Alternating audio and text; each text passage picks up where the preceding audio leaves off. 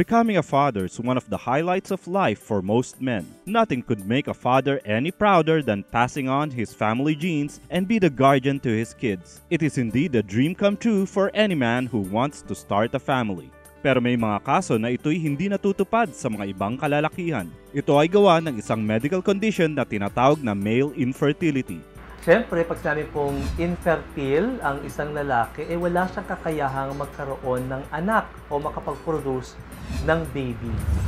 Marami tayo dapat isaalang-alang kung bakit nahihirapang makabuo ng baby ang isang mag-asawa o ang isang magka-partner. So, kung hindi magkaanak ang babae, baka may problema ang lalaki sa pagkakaroon ng problema sa infertility. Although it's not commonly known to be fatal, male infertility has been found to cause stress and depression among men who are afflicted with this condition. Sabi ko nga, napakalaki ng kaugnayan ng testosterone level at kasiglahan ng semilya ng isang lalaki para makabuo siya ng baby. Kaya nung nakahanap ako ng isang suplemento na makatutulong, ginawa kong parang vitamins nga ito eh.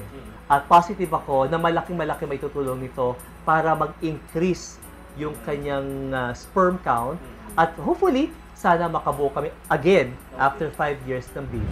However, wannabe infertile fathers are in luck with Robust Extreme. It has spiral algae, corn extract, medlar extract, ginseng extract, epimedium extract, sistanche salsa extract, and hawthorn berry extract that will help aid in the treatment of male infertility problems. Just take 1 capsules 2 hours before intimate activity, best taken with warm water. Hindi po biro ang problemang male infertility.